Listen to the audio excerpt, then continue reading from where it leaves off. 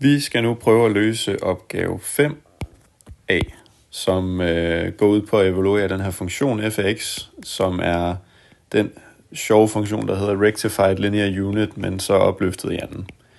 Og vi skal gøre rede for, at funktionen den er differentiabel på hele den reelle akse, og angive en forskrift for dens differentialkvotient.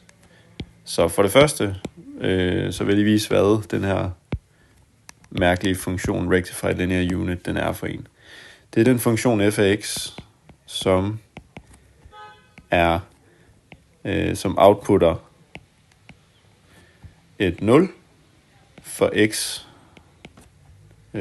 mindre end eller lige med 0, og som outputter x for x-værdier, som er større end 0. Det vil altså sige, hvis du har et input her på x-aksen, som for eksempel kunne være minus 1, så er vi herover, hvor x, altså inputtet, er mindre end eller lige med 0, og derfor vil outputtet af den funktion i det input altså være 0. Og det gælder for hele den negative del af den reelle talakse. Så alle steder på højre siden eller på venstre siden her, der vil funktionen have y lige med 0.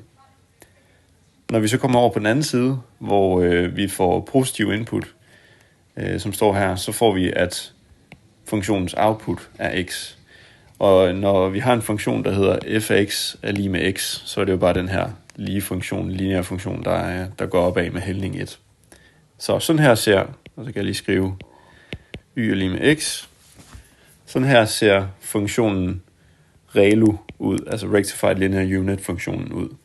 Men vi har jo ikke bare den, vi har den jo opløftet i anden, og derfor skal vi bare kigge på, hvad der sker, hvis du opløfter hver af dem her i anden.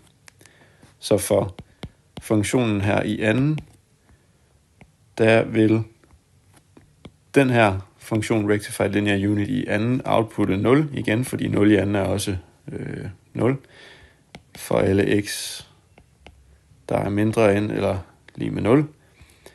Men x i anden for alle x, som er større end 0. Det vil sige, i modsætning til vores første eksempel her, så vil den ligesom før være 0 alle steder på venstre siden af y-aksen, men når vi kommer over på højre siden ved et positivt tal, så vil den være som en kvadratisk funktion her, x i anden. Så det er sådan, som funktionen ser ud. Vi skal så gøre rede for, at den er differentiabel på hele den reelle akse. Det vil sige, at man skal kunne finde en tangent alle steder her. Det første krav til det er jo, at den er kontinuert. Det andet krav er, at differentialkvotienten også er kontinuert.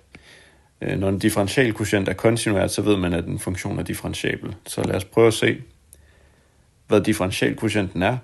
Det er ganske enkelt bare at tage differentialkvotienten her, og tage differentialkvotienten her, og så får du differentialkvotienten. Det er den bedste måde, man kan finde den på. Differentialkvotienten er 0, er selvfølgelig bare 0.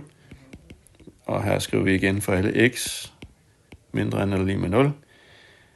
Og differentialkvotienten af x i anden, det er 2x. Og endnu en gang for x større end 0. Det her, det er den differentialkvotient, som skal være kontinuert, for at vores funktion her, den er differentiabel på hele den reelle talakse. Hvis vi skulle prøve at vise, hvordan den her differentialkvotient så ser ud, for at gøre rede for, at den også er kontinuert, så prøver jeg lige at tegne et koordinatsystem, hvor jeg simpelthen bare tegner funktionen ind alle steder, hvor jeg kan se. Herovre på venstre siden er funktionens output endnu en gang bare 0, og når vi kommer over på den anden side, så har vi, at funktionens output er 2x. Og hvis x, det er den her rette linje, som går opad med hældning 1, så er 2x bare en ret linje med dobbelt så stor hældning. Så det her, det er altså differentialkvotienten f mærke af x. Er den kontinuert?